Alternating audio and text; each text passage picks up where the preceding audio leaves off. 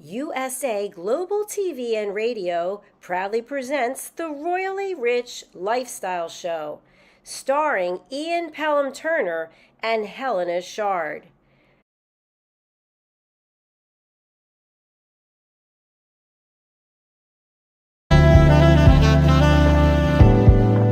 Welcome to USA Global TV and Radio, where our mission is to provide education, entertainment, hope, and inspiration. USA Global TV and Radio connects you with experts and audiences all around the world every single day to help you succeed in business and to live a richer life. Visit us at usaglobaltv.com to learn about career and life-changing training and mentoring programs like the Listening Mentor. Subscribe to our newsletter to stay informed about our special programs and offers. Discover how you can become a guest on one of our shows or a host or producer of a USA Global TV and Radio show of your very own. That's USA Global TV and Radio, where the doctor is always in.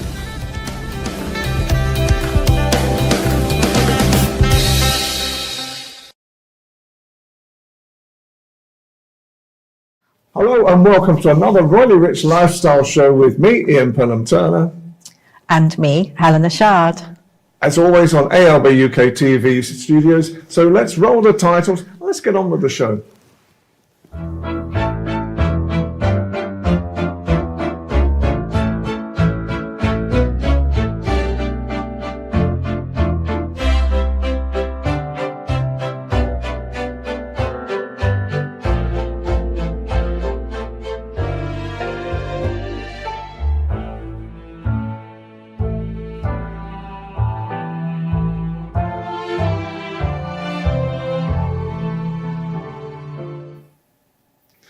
Helena, you've got some incredible royal news this week. What on earth has been going on now? I'm not sure about incredible, but we've got some royal news. This particular story, it tickled me because we know the area quite well. So King Charles has visited the home of Tottenham Hotspurs, and it was to see the Premier League club's working with businesses. And he met a wonderful lady called Gina Moffat, who actually has a restaurant in Tottenham, and she was helped by his organisation when it was the Prince's Trust.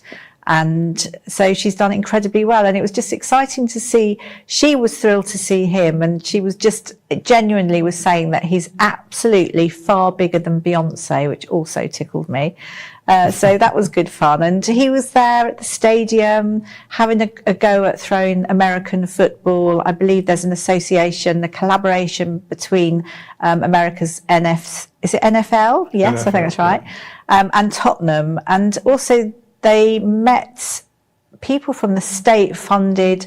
It's a school of excellence, I think it is, which is funded. I didn't know it was there. Oh, the London Academy of Excellence, Tottenham, which I didn't know was there, which is great.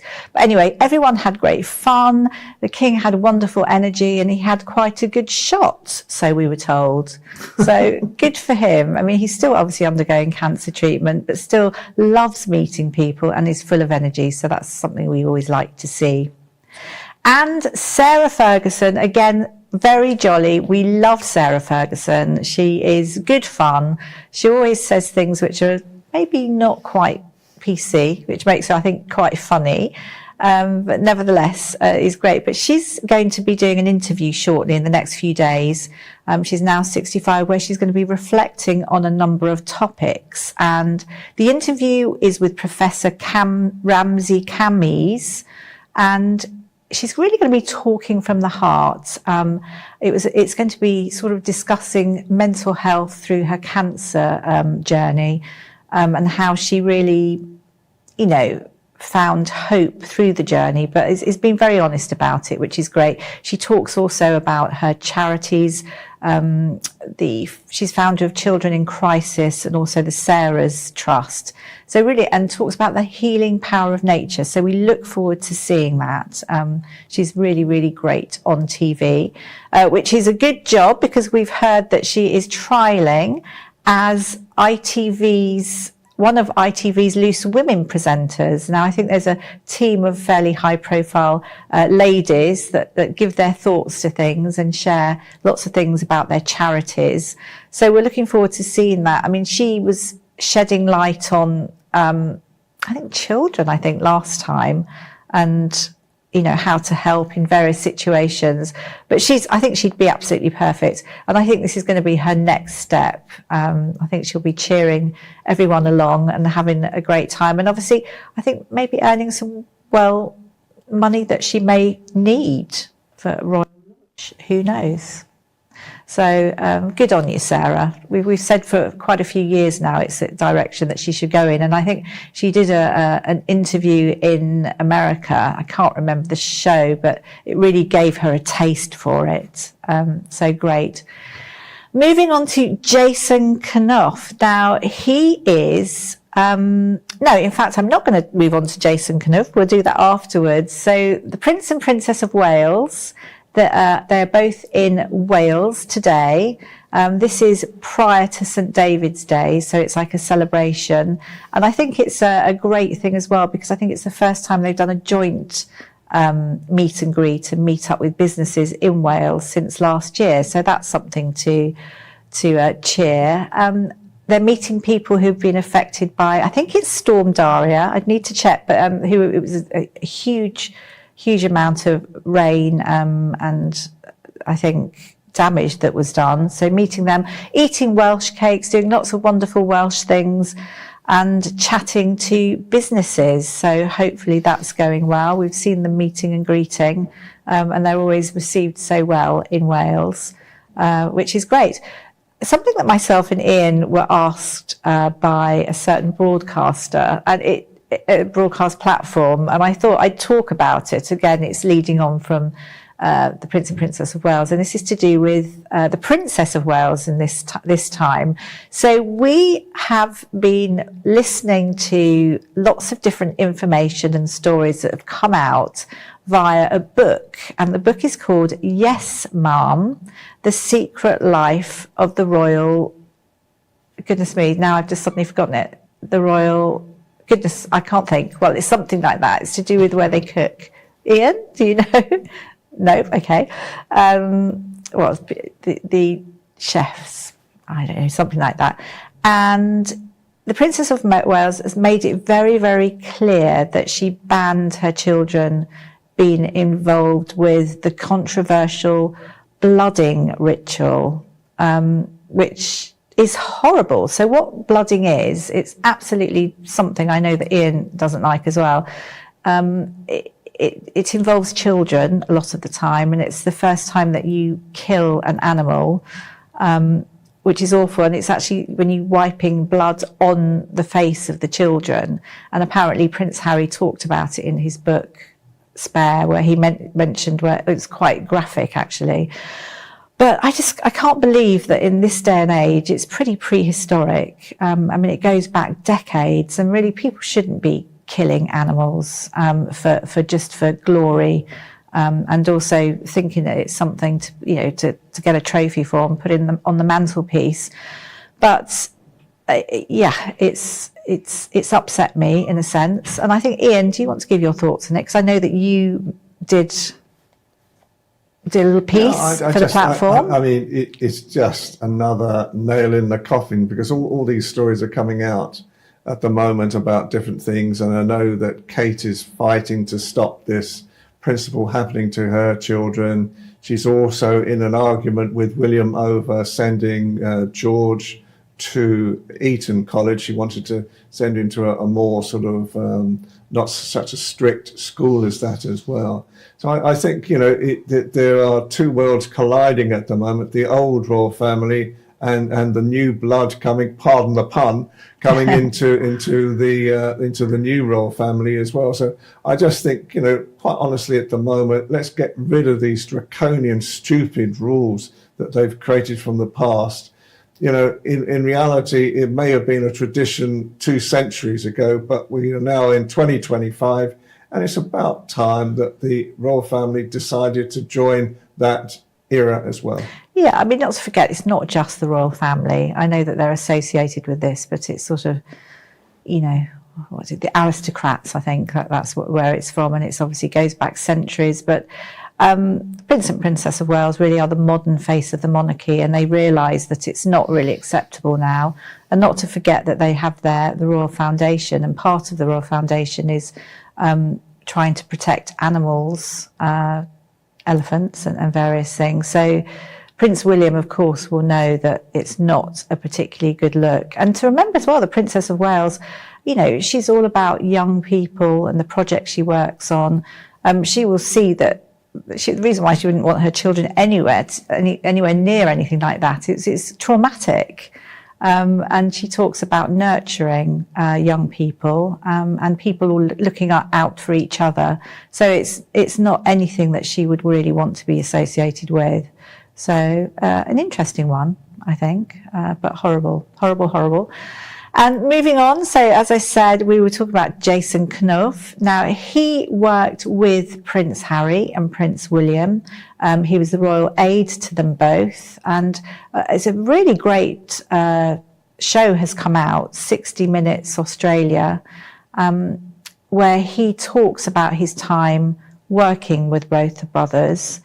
And he's actually a communications expert. So it was well done. He knew not to overstep the mark. It's come at a good time as well because of obviously the Republican movement in Australia. And it's obviously shows that the Prince and Princess of Wales actually are quite loved out there. So the chances of things changing now are pretty slim. But he talked about various things. He talked about the sadness of the brothers, you know, going their separate ways, and how William has chosen just not to talk at all. He's sort of cut off from it, and everyone around him, friends, etc., are respecting that. He was at the heart of the bullying accusations. This is to do with the Meghan Markle bullying accusations in 2018. And he was asked, would he change anything? Would he have done anything differently? To which he answered, no, he wouldn't. And just little stories that he was talking about, which was really good fun. And I know that myself and Ian at the time when Princess Charlotte was born, we were outside the hospital. Apparently he was running around, he had a press release, and it was obviously going to be announced that it was a baby girl, etc. And he actually talked about how he had everything all printed out, and he dropped it in the middle of the crowds. Now, I know, Ian, you'll remember what it was like. And he said he spent such a long time worried that it would come out. But anyway, it luckily wasn't. He's a level-headed, likeable guy. And I think actually it's a real coup for Australia that they have got that. So if anyone wants to watch it, it is on YouTube. Also, Meghan Markle. She has her new brand, as we know, is marching on with it. We have heard of all the different things that she's bringing out, and a few things that I hadn't realised: pancake mix, and I think biscuit mix, and various things. She's been accused of quite a few things, but I mean, she is tenacious and she's going for it. It does seem to be that the new thing is it's very similar to Pamela Anderson's lifestyle show, which is pretty similar. Although I think Pamela Anderson's one is a little bit more raw, not so glitzy. And yeah, so if anyone wants to buy into her products, they will be out in a few months. Meantime, I think 4th of March, we will be watching the new lifestyle show, and lots of people, commentators will be commentating on it. So we will see what happens. And I have heard, well, Mr. Turner has said that Suits is actually a very, very, very good production. But apparently Suits LA is out now, so I've heard. Now, I don't know whether, Ian, did you know that? Yeah, in fact, the original cast of Suits went to LA this week to actually sort of be part of the premiere for Suits LA as well. And it's really a takeoff. It's quite a dramatic show. I find it very interesting. It's got a lot of drama in it, but a lot of humour into it as well, and it's a great Netflix series of the past, and this new one is expected to be really another barnstormer for this whole product at the same time. And I think And as I say, obviously with Meghan as well, she was then Meghan Markle when filming that. She came across as a very good actress as well. And I think, as I say, it is time now to highlight and give her some accolades rather than constantly having a go at it at the moment. Poor girl. I feel sorry for her in a lot of ways, but Suits LA, yeah, it's going to be a great new title, and I can't wait to see it on Netflix. Now, do we think that Meghan Markle's going to have a role in there, do you think, or have a special, No, I don't think so. I think, although they obviously live in Los Angeles now as well, but I think the reality is that I think with Meghan right now, I mean, she's got enough on her plate. She's got children. She's got her own sort of productions as well. She's got Netflix to actually sort of work alongside her as well. And obviously she still likes doing some of her sort of charitable activities along with Harry at the same time. So I think her life is full. And I think if you look back, people like Grace Kelly tried to do it, and I'm not sure how successful that was. So I think, I don't know. I mean, who knows? You can never say never, no, but I don't think acting days are over. I don't think so. Although, the funny thing is, I do want to be proved wrong, I have to say. I think she is good at her acting. So I think that's something that she should do, in fact. The other things, I don't think she's as strong as, and it's something to do with her character. But there is this new production possibly, which is Meet Me at the Lake. I think that's the last thing I think that's possibly there with Netflix. I mean, maybe she'd appear in that. I don't know. But that's, I do want to be proved wrong. And I know my opinions differ to Ian's. But, at the end of the day, it's good to see people trying, and we want the success for everyone, don't we? Absolutely. So I think that's it. I think that's the end of it. I just wish I could remember the name of the book by Tom Quinn, The Secret Life of the Royal Something. That's all I know this second. But anyway, perhaps that's probably a better title. It is, yeah. It's mysterious. Because, let's be honest. All these books are starting to come out of the woodwork, and I love it because it's always quoting people close to the royal family. Isn't somebody ever going to go on record with the royal family and saying, I've just dealt the the proverbial poo on the royal family, and it's me? Who knows? I think the reality at the moment is that it's one of these things, but we have warmer climes to go to, because now we're just going to take a short break, and then, believe it or not, we're going to enjoy the Seychelles. Stay tuned.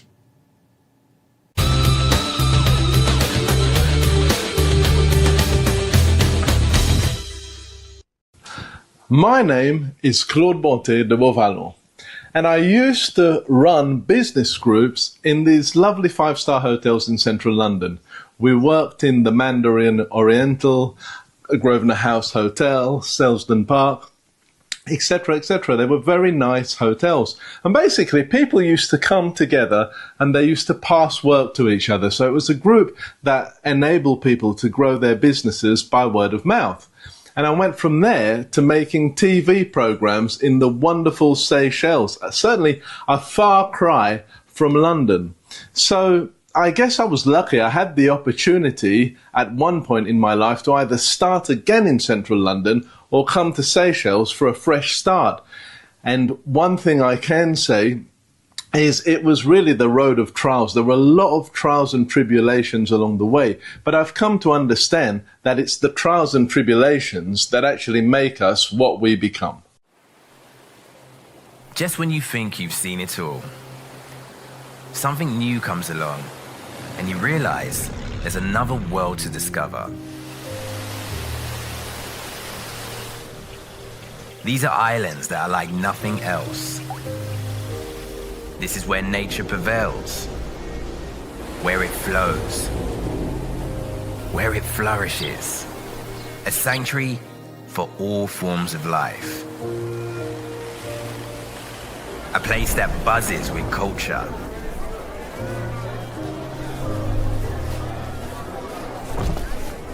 Combining traditions and creating something entirely new.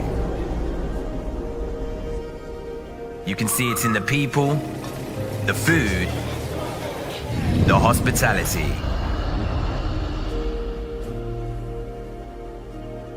Welcome aboard Flight 226. We'd like to thank you for traveling with us today, and we hope you enjoy your flight. Welcome to Seychelles.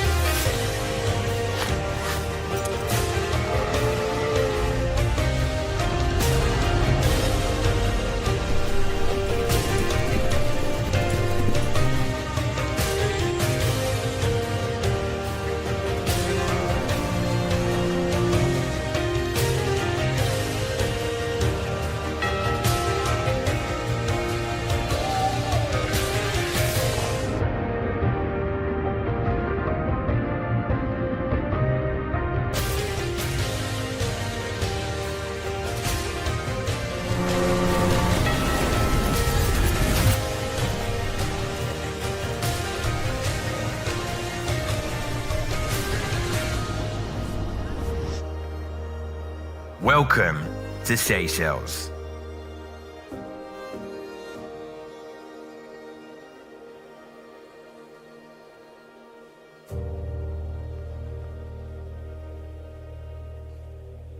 So wasn't that tremendous videos? We've just seen the Seychelles in their glory in the tourism, and also with Claude from his own show as well. So let's bring the man on himself. So can we welcome Claude Bonté de Beauvalon? Good afternoon. Yay! Yes, good afternoon to you, and good afternoon to you, Helena. So you've got a tremendous story, Claude, haven't you? Because you became almost like a property person in Britain, and then became an entrepreneur, and also started doing a great deal of meet groups as well to actually inspire young SMEs to actually move forward in their lives, and businesses as well. And then you had to suddenly change. So what are your memories of Britain? Yeah, sure. I mean, I must say, actually, I really enjoyed my time in England. I used to arrange business groups in these really nice hotels like the Mandarin Oriental in Knightsbridge, the Grosvenor House Hotel on Park Lane, and a few of the home counties like the Marriott in Bexleyheath, etc. And what it was basically SMEs, you know, sometimes SMEs, but also really well-known corporates as well. They used to come to breakfast. So it used to happen at about 7 o'clock in the morning, silly hour, as some people would say. And people passed work to each other. So they built relationships. They built their business, I'd say, on word of mouth. They got a lot of referrals. And I started going to these groups, and it amazed me that all this was going on before most people even woke up to start working. So I had a great time in central London. I had these groups. I had about, at one point, I think I had about 7 or 8 groups, and each of them had about 20 people in there. So you can imagine I met a lot of very interesting people and learned a lot of skills, life skills, I'd say. Amazing. So that was the nicest part of being in England. We need that now, Claude. We need that now. We need business and growth. So yes. The businesses that you connected, etc., obviously they grew, I guess, and had their own stories and life, which is great. Yeah. Is this a moment I can mention? You have the most amazing name, and it sounds lovely, and I wondered if you could just share your full name and everything around it. Yeah, sure. Yeah, sure.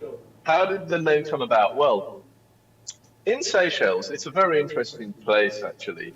You have a lot of names that are what we would call aristocratic, as you would have them in many different countries. So, you know, in Seychelles, you would have Saville de Saint-Maurice, Lefebvre de Grand-Pierre. It's something of a town, just as you would in England. And my friend Philip Saville de Saint-Maurice, so they came from Mauritius, and it was 2 cousins. That was the story he told me. And I kept on hearing all these names, and I said, you know, we had a few drinks on the beach one Sunday. Jokingly, I said, "This is silly." I said, "From now on, I would like to be known as Claude Bonté de Beauvallon because we were on Beauvallon Beach." And it was just funny. It sounded so silly that we just both laughed about it and didn't think anything of it. It's just one of those Sunday lunchtime chats, really. And then 2 years after that, it became a household name when I had my program Financial Fridays on the radio. And it was Financial Fridays with Claude Bonté de Beauvallon. So the name stuck. That's how it came about. Like that, good. So basically, I know, I mean, you had quite a good lifestyle in Britain, and then 2008, the financial crash happened. Tell us a little bit about that time. Yeah, 2008. Oh, that was worrying. Okay, so I had my business groups, and it was word of mouth. The whole thing happened on word of mouth. And I'm sure you've heard the saying in marketing, 50% of my marketing works, but I don't know which 50%. So naturally, some people got work from these groups, and some people got very little work from these groups. And I think what happened around 2008, people became really, really stringent. And they would say, well, if I'm spending money, am I really getting the bang for my buck? Some were and some weren't. So unfortunately for me, quite a lot of people left the groups. That was one thing. And the other thing is, when I think about it, I was a young guy, I was about 30 years old, and I had 8 networking groups with all these VIPs, corporates, and whatever. So you can imagine, if I said I was out of my depth, that would be putting it mildly. But the thing ran for about 6 or 7 years. It's just at that particular time, a combination of probably making a few bad decisions or wrong decisions, the whole thing folded one after the other. They went like dominoes. I lost 8 groups in 1 week. So what happened then? What did you think at the time? So was that when your media journey began, or did you? Well, at the time I thought, oh my Lord, what am I going to do? And actually that was very interesting, see, because at that time what I learned is that every success story has that bit in it where the people lose everything. Everything goes to zero.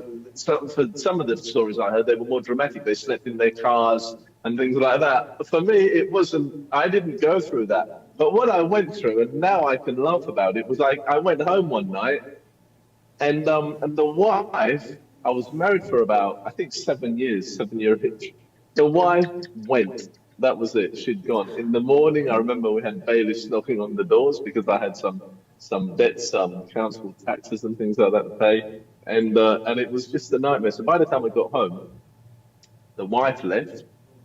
And there were the TV brackets on the wall. I can still see it. Just the TV brackets on the wall. And I think at that point, I thought, oh my good Lord, this is it, really. What have you done now then? You know, what do I do now? And then the choices I had 2 choices. I said, I'm either going to start again in central London, but that would have been really, really difficult because London is a very hard nut to crack. Or I could go and help my father out with his insurance business in Seychelles. And I had 2 properties. So I said, if I rent these 2 properties out, I'll be able to get some cash flow coming in. And then if I go and help the old man out, then I can have a bit of breathing space. So that's what I did. To me, Claude, it sounds like a no-brainer, doesn't it? You know, I mean, this afternoon you're in glorious sunshine, you know, making us feel very jealous. We're in London. The rain is teeming down as we speak, and it's a very cold, blustery day. Do you think that the experiences that you had around the 2008 period, do you find that in reality now, that because I think we're in a similar period in Britain right now, you know, a lot of businesses are flatlined as well. What would be your advice now that you've had a lot more experience in this field, to actually businesses in this country? That's a very good question. Thank you very much for asking it. I'll tell you what my advice would be, right? If you have a business at the moment that's failing, you're not making much profits, you don't know what to do, you don't know whether to open to keep your doors open or give up. Read books about people who had been down that road before. The last person I bought to Seychelles was Gerald Ratner. Every English business person knows his story about when he spoke about that crap jewelry. In fact, one of the funny things he said when he came over in November last year is he said, look, if you haven't lost £500 million, you're doing well. Right?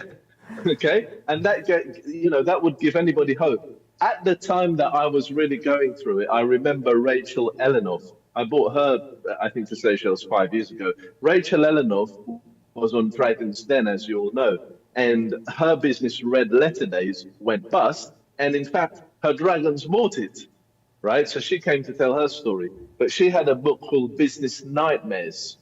I read that one, and because I thought somebody that used to be on the screen every day, every Tuesday night at 7 o'clock, you'd see her and you'd think, wow, this lady's doing really, really well. How can someone like that go bust? Anyone can go bust. Any business can go down. And I think what happens when you start reading those kind of books, they give you a lot of hope because somebody has been through that process before you. So that means you can come out the other side. The other thing that I read a lot was books like Think and Grow Rich, because I think you have to get your mindset the right way. You have to really have a good mindset. You have to have a very strong mind.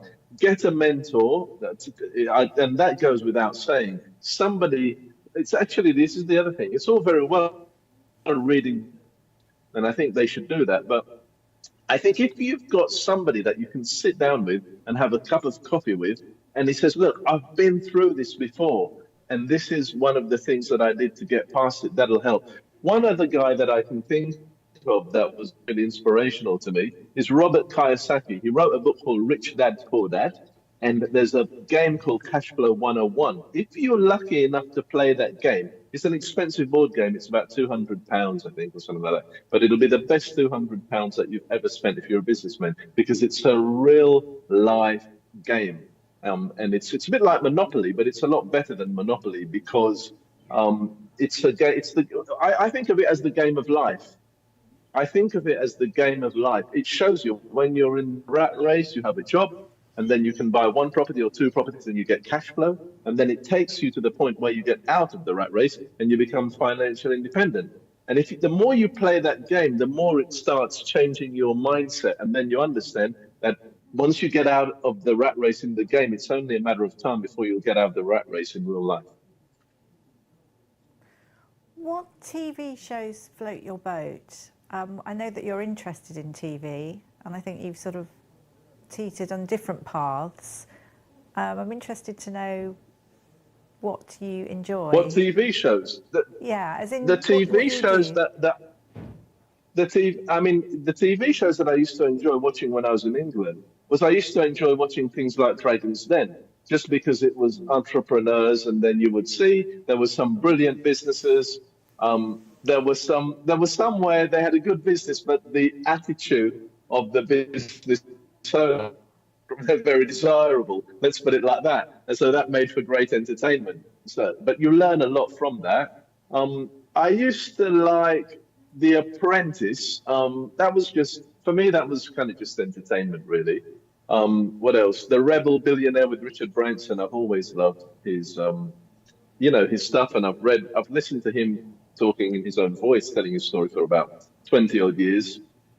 And what else? And then I like films. You see, I like many different films. I mean, I like films like Wall Street. I enjoyed watching that. I enjoyed watching Pretty Woman. I think I watched that at the movies 8 times or so, the whole thing. And what else? I used to like Dallas because of this thing about these people. And I think so watching something like Dallas in my teens, I thought I really like the idea of that kind of life, So you like everything, which is good fun. In fact, Dragon's Den and what was the other one you mentioned? They're really successful now. They're on mainstream TV, new series. Absolutely. Yeah, so it's good. And I actually worked with J.R. Ewing from Dallas. Do you remember when I don't know if you remember the series, but when he got shot, and Larry Hagman came to London, and I worked with Larry Hagman at the time, so it was quite memorable, to say the least. Coming back to 2008, so you left Britain. I know you come back periodically to Britain anyway, but you left Britain and you came to the Seychelles to work with your father. But unfortunately, after a little while, your father died, and you decided to keep on the insurance business, but also start up more meet-up groups again, more breakfast clubs, and also started a TV career. So tell us all about that time. Yeah, sure. Well, my father was the founder of the insurance industry of the Seychelles. So he was basically from a poor family on a little island, and he went into business with the leader of a global brand, Brother. I'm sure you remember Brother electronics, printers, typewriters, and things like that. So they formed back in the 70s. They had insurance, first insurance company, hotels, duty-free shops, etc., etc. So they did very well. But with the politics and the government, everything, we lost everything in about 1980 or whatever, and then we came to England.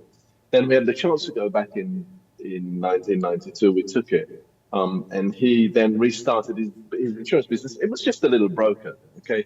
So by the time I went back to Seychelles at that time, I said, well, look, I'll go and help him out.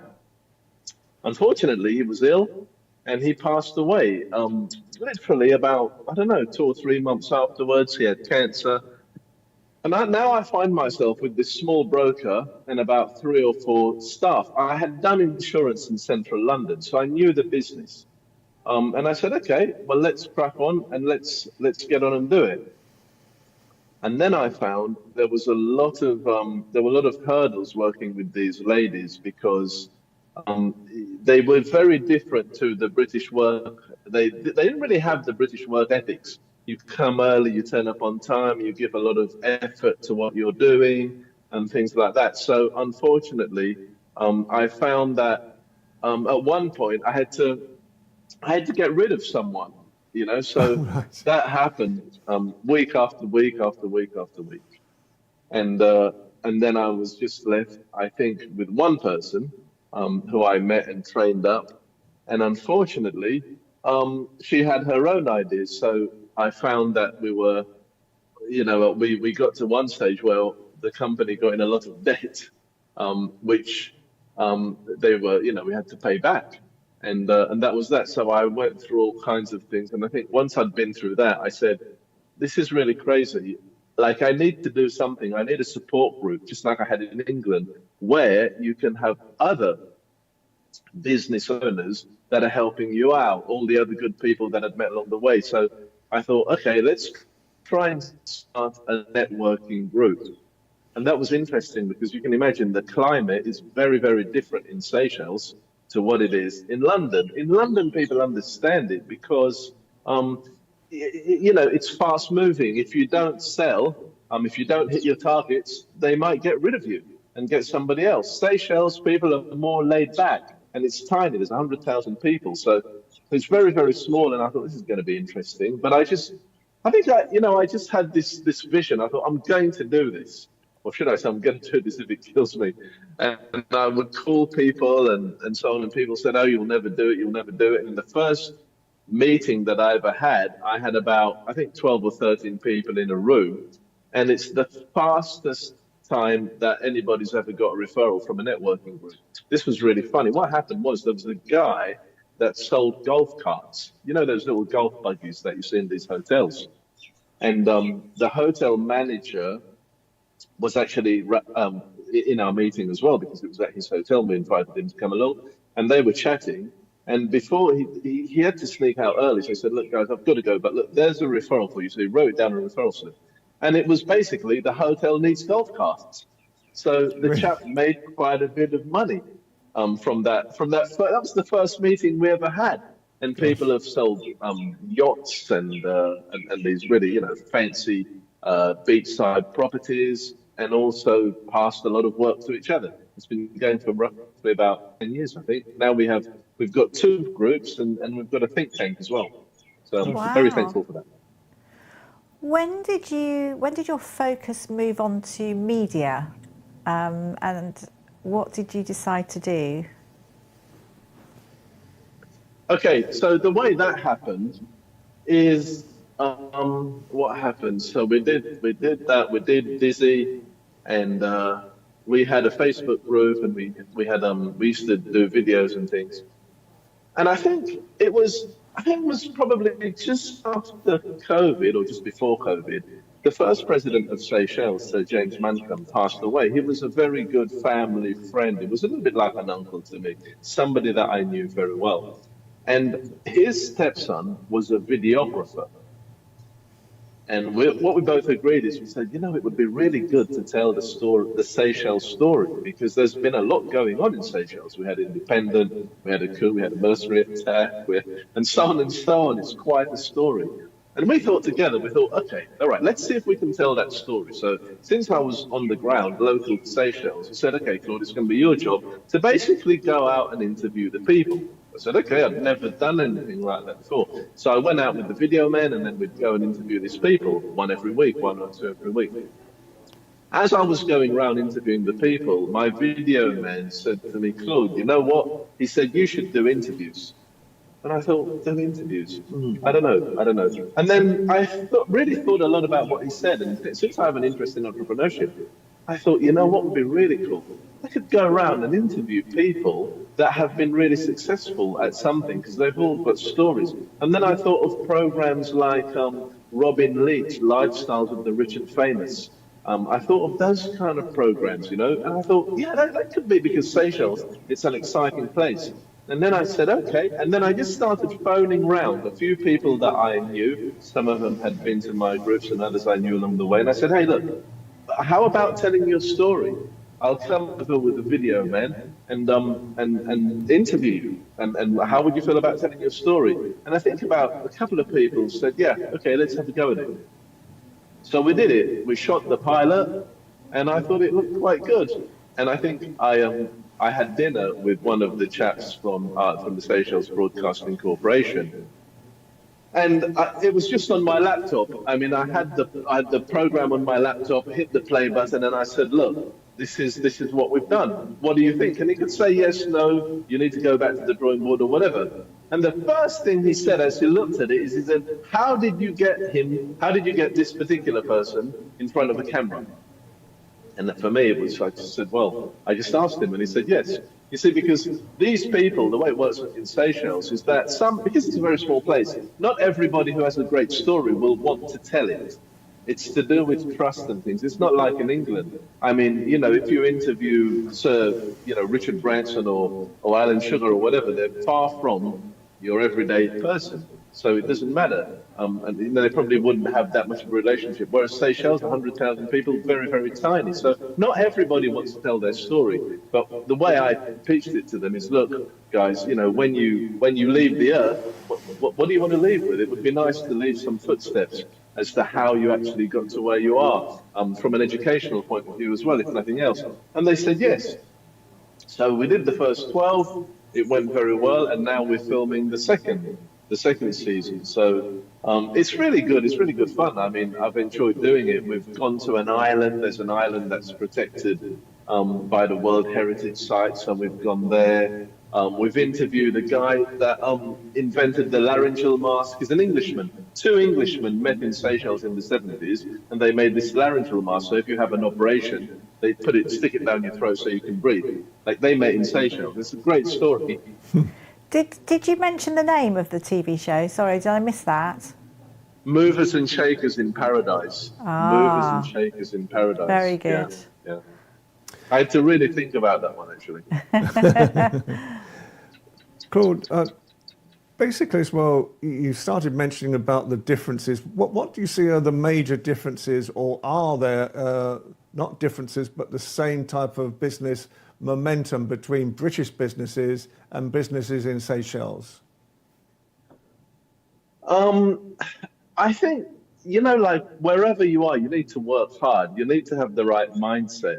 What can I say? I think if you have the drive to succeed in London, you have to get up, and you've got to get up early. You've got to work hard. You've got to phone people up and sell, etc. You can do it anywhere in the world. Seychelles, I think there's 2 or 3 different categories. I'd say there are some people that are very similar to their British counterparts. They do wake up early. They do phone people up. They really push themselves. And then there's others that are just happy with the status quo. Think about it.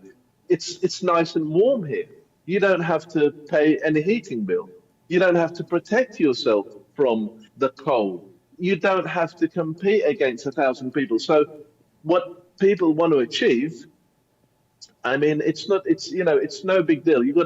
They've got a house to live in. They can live in their house. And some people, they've got their family land, so they can build a house on the family land. And then they've got a car to drive. And for quite a few people, they're okay with that. Or, people have a job and they're quite happy with the job because their basic needs are met.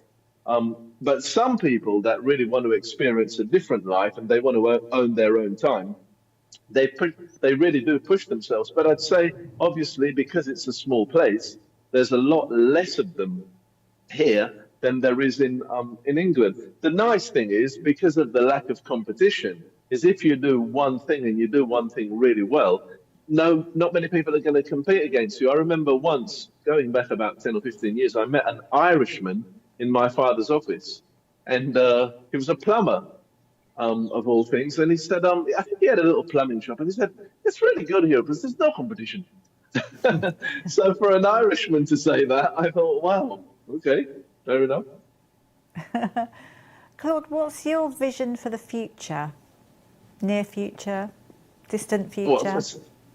For being in Seychelles? I mean, what I'm actually finding is that I love television. I love doing things on TV. I love making TV programs. And if I can make more of them, then I'm very happy. Because I believe my whole thing is education. And I think if you can get more people to understand that you can live a magnificent life, you can live life to the fullest. And I would like to share all these things that I've learned. When I was in London, I learned from some of the best mentors in the world, I would say. Tony Robbins, Dr. John D. Martini. They were all personal development people, but I put everything that I've learned into practice. See, and that's the other thing is now I'm in Seychelles, I've got access to some of that stuff on the web, and I've got quite a fantastic book collection. This is when you really have to use the stuff that you've learned. It's all very well learning it, but now you need to put it in practice. And if I can help people to reach their best self, to do better, to go out and set the world alight, then I'm being purposeful, living my making, so to speak. Now, Claude, this is the time to make us feel very, very jealous this afternoon. Describe your lifestyle in the Seychelles. Okay, my lifestyle in the Seychelles today. Well, I would get up usually at about 5 a.m. or something like that. The sun comes up at about 6:37. So I'd go for a beach walk. And it's beautiful when you're actually on the beach watching the sun come up. And that is really, really nice. So I would do that. I don't do it every day, but maybe 2 or 3 times a week. And then have some breakfast, usually with a friend in a little cafe or something like that. And then I'll come back home. And depending on what I've got to do, sometimes I've got filming for a whole day. So I'll go off and do some filming. Other times I might do some office work. And then I would go and have lunch.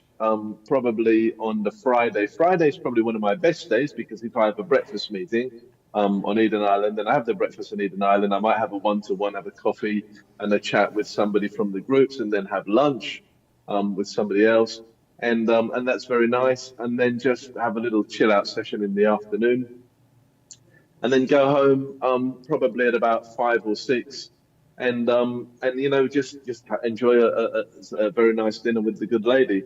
At the weekend, sometimes we may go to another island because you get a little plane, these sort of little 12-seater planes, and it just flies off, takes you to another little neighboring island. It's about 20-minute drive, 20-minute flight, and then we might stay there for the weekend and then come back on Monday.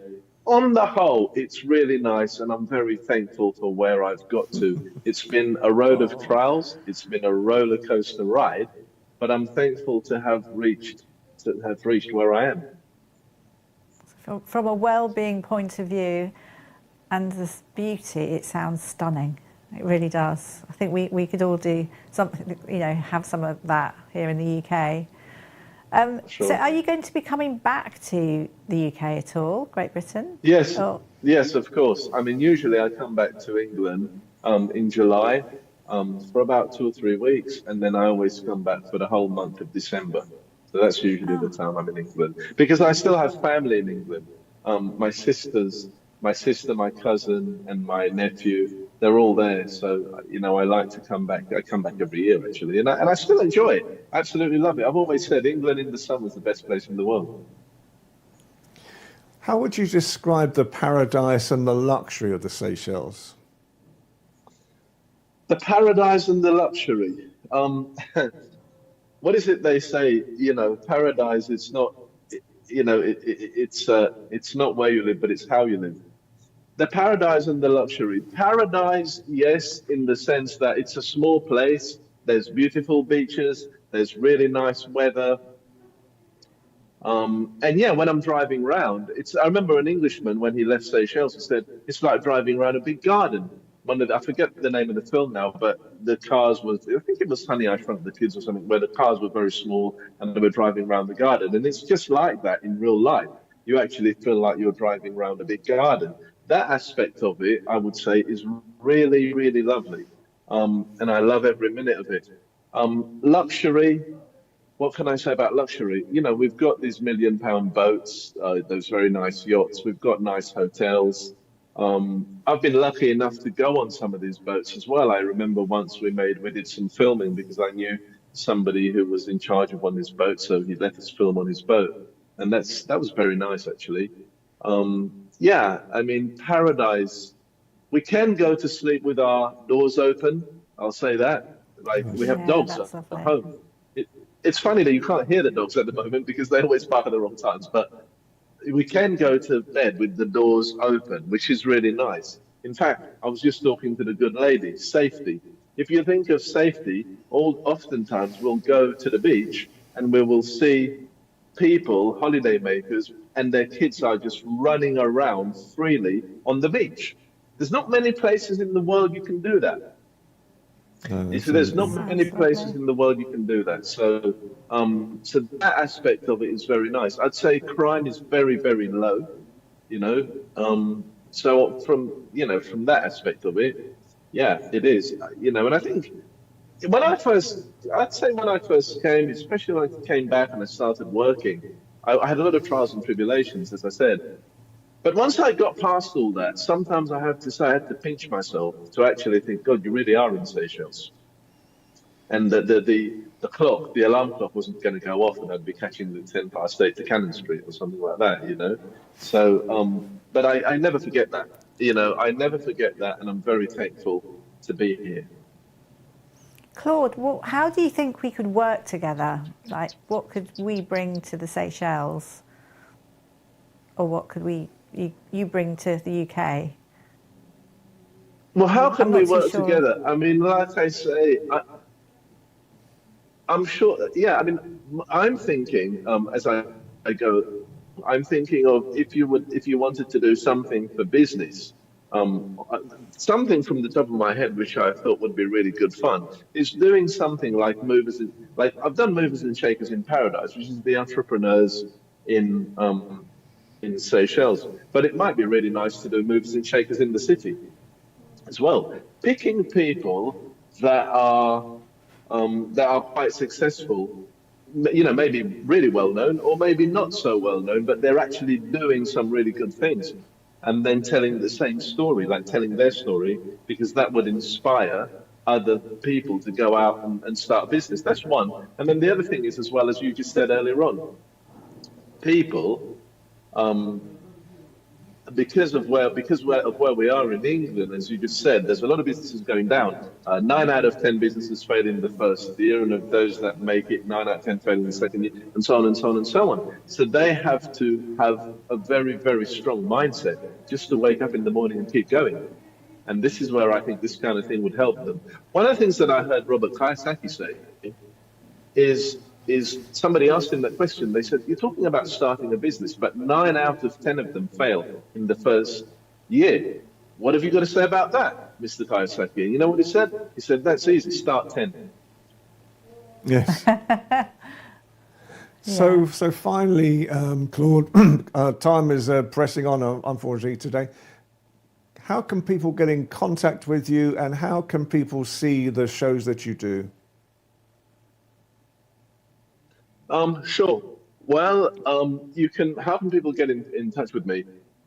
If you go to Facebook and type Claude Bonté de Beauvalon, I've got my Facebook page. So obviously people can send a message. If they want to, they can send a message. I'd be more than happy to respond to any messages they send. And that's it really, I guess. Okay. And they can see your videos and your TV shows on that as well? The videos and TV show, they have to go to SBC, Seychelles Broadcasting Corporation. SBC have they've got a Facebook group, and they've got their own YouTube channel as well. And they'll be able to see Movers and Shakers on there. Also on Facebook, I've also got a Movers and Shakers in Paradise page as well. So they can go on there and they can see some of the extracts and things like that from the shows. Excellent. Well, Great. Claude, thank you so much for today. Helena and I are very, very jealous. We're in this cold studio this afternoon. Dreaming of the sea. Dreaming of the sunshine, dreaming of the sea. And come back on again soon, and let's see how we can build up some connections between Britain and the Seychelles. That would be fabulous. Yeah, sure. And I hope as we go along at some point, you folks will come out here as well, you know, even if it's just for a holiday or something. But We'll be I think you'll there enjoy it. tomorrow. Absolutely. Okay, thank you so much Thank for your you, time this Claude. afternoon. Take care now. Okay. Thank you. Bye now. Well, wasn't that a great show? I mean, we've had all the royal stories again, and now we've been, well, at least thinking of ourselves in paradise, even if it is cold in here. Yeah, no, perfect. Definitely, we've been invited. Let's go. Let's go, absolutely, let's go. Well, as always, I like to thank the people who have really supported us. So, first of all, can I thank ALB UK TV and Helena Castrati for allowing us to work in the studio here. Can I thank Dr. Jacalyn Kerbeck from USA Global TV and Radio. Can I thank also two of our wonderful people, Nancy Duen and Honey Calamari, who are really helping us in different ways. And as always, we work together, hand and fist. Me too. And we're trying to keep cheerful in a very cold day. And I swear to goodness, this week I think it's quite hard to actually keep a smile on our faces when we talk to Claude. He's in the sunshine, and we're in the cold. It's all good. Things are looking up. Things are looking up. It's almost spring. It is. So for me, Ian Pelham Turner. And from me, Helena Chard. Have See a you great next week. Enjoy yourselves, and we will be on again next week. And this will be with a new venture capitalist who's got a £10 million float for businesses. Ooh. Take care.